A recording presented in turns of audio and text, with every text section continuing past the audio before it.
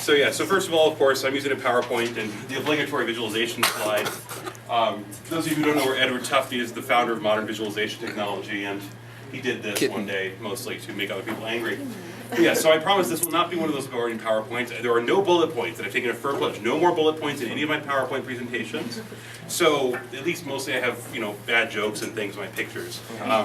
As always, I have to say this to any crowd I present to. If I'm talking too fast, just start throwing things at me until I realize I'm supposed to slow down.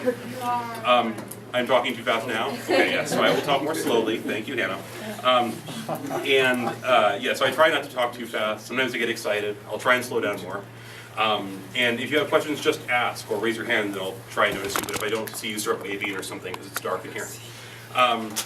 But yeah, there's certainly no need to wait to the end to ask questions or things. So yes, frighteningly, for those of you who didn't hear this before, this was my class and I look much younger. I didn't zoom in on me because it's kind of depressing, but I'm up in the castle, you can find me. I look about the same, my hair is only about this long. I managed to get it long enough to pull into a ponytail the day I graduated. My sister had to teach me how to do a ponytail, which is confusing if you're a boy. Because it's this flippy thing, and you see girls here, you don't know how it works. Other than that, most of the same. You've seen the graduation photos. So yes, so the company I work for, I talked about this a little bit before, it's called Simple Geo. This is our incredibly humongous logo. This looks like the Safari logo. We have it big on our door, it's kind of frightening. Sorry? It looks like the Safari logo. Yeah, a little bit. There are actually a bunch of different companies that have said, this looks like our logo. I promise we didn't just Photoshop somebody else's logo. We actually had this really sketchy Russian design firm who no one had ever heard of design our logo, and they charge us $500 or something for 6 really big logos that are all incredibly high resolution. Now they're charging $15,000 an hour because of all the publicity we gave them, because everybody said, I want this logo so much. And so this is, again, cool things in the age of globalization, right? We were able to find this cool Russian design firm who got a huge amount of free publicity from doing a little bit of work for us, and now they're incredibly profitable. So startups can help each other. So, yeah. Okay, so the first thing we're going to talk about is reputation, which is one of several things. First of all, was my research subject when I finished my master's, which was just last year. But also it goes into the area of privacy and security and identity, and it all kind of grows together in one big kind of morass. And in general, I'm going to be raising kind of a lot of questions, and in general, I'm told that I scare the hell out of people far too often. Everything I talk about is doom and gloom, and the government's stealing your identity and listening to your phone calls, and talking to your mother and pretending to be you and things. And I promise I'm not actually all doom and gloom. It's just that I think that people have a lot better of understanding of privacy if they just know kind of what's going on. And then, often, I actually release a huge amount of my data. I'm not one of those huge privacy nuts living in a bunker in Colorado, or actually in northern Montana, to be quite honest, my home state, and, saying the government better stay away or things. But I just find, if I know kind of where my data is going, what I'm actually, losing by using the internet and things, I find it's much more calming personally. You may find it much less reassuring, but, hopefully after a couple days, everybody will settle down, we can take a nap, and things will be okay. So, the first idea we're going to talk about is reputation and So yeah. And so this is the kind of normal reputation judgment that happens a lot on the internet. It happens less in real life, actually. We tend to say, so-and-so's a bad person or whatever. But on the internet, we have things more like this, like Mike is hard in chemistry, right? Not like Mike is evil or Mike is a superhero or something, but Mike is hard in chemistry. And we see this on the internet an awful lot. So we have things like eBay, for instance. How many of you guys have used eBay or who browsed on eBay if you haven't bought anything? Okay. So for the few of you who haven't, eBay is obviously an online auction service. And everybody has this little number next to their name. You can see the guy's name, One Sale a Day, is just a random user I picked. It certainly isn't me. He has $21.99, which means 2,199 transactions have been rated positively by the seller, or by the person who is buying something from him. And so this number goes up or down. But understand this, this is a very nice high thing. He has 100% positive feedback. This is good on eBay. You can trust that when you send him money, he'll send you whatever you bought. If that, Elvis on Velvet or something.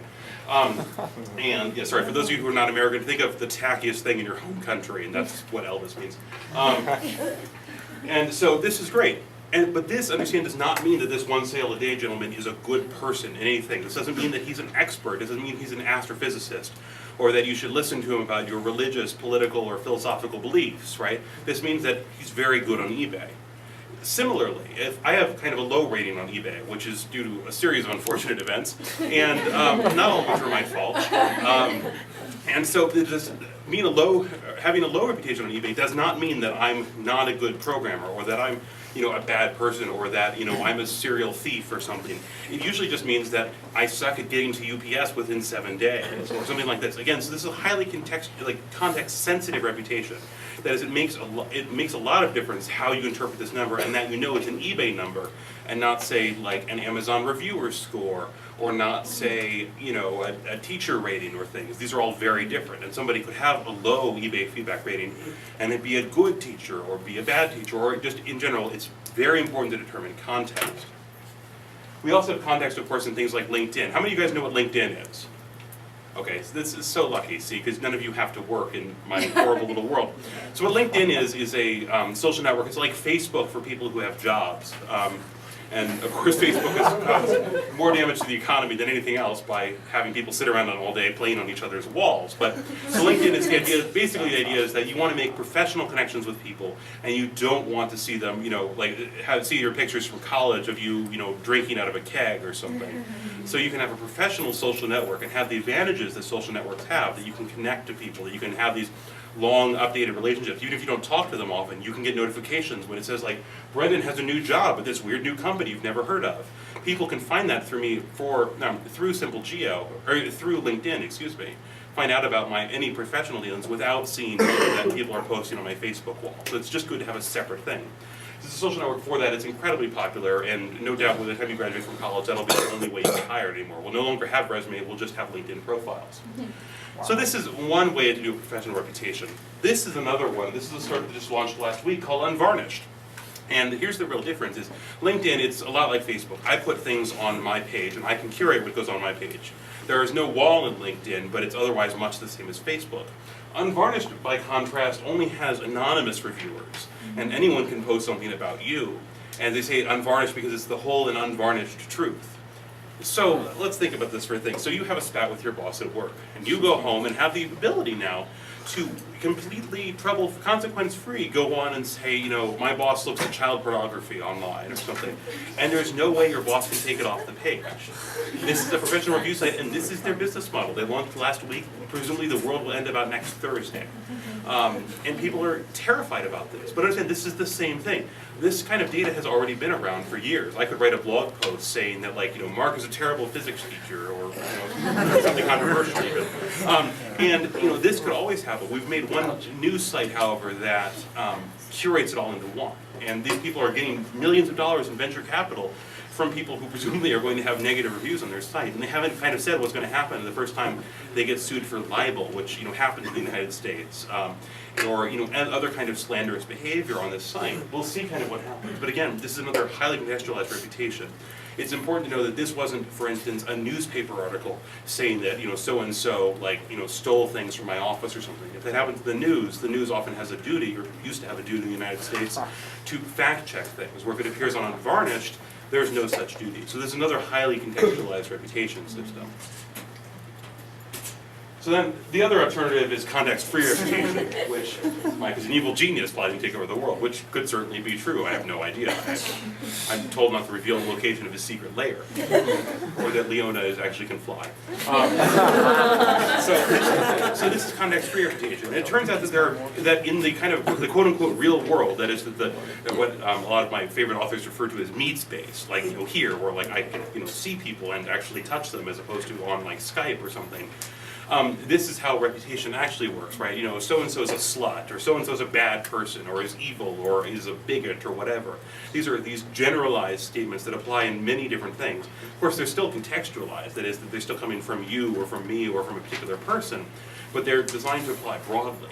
On the internet, we don't really have a system that does this. That is, that the reputation systems we have online right now are very specific. They're eBay feedback, or Amazon feedback, or teacher feedback, or restaurant reviews.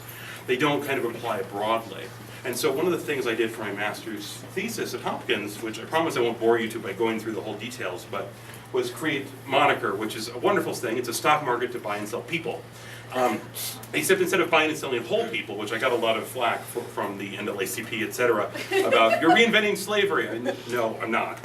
The idea is this, that you can buy a share of someone's reputation, like you'd buy, like essentially a stock on the US stock markets is a share in a company's reputation. If I buy a share of Apple, I believe that Apple's a good company.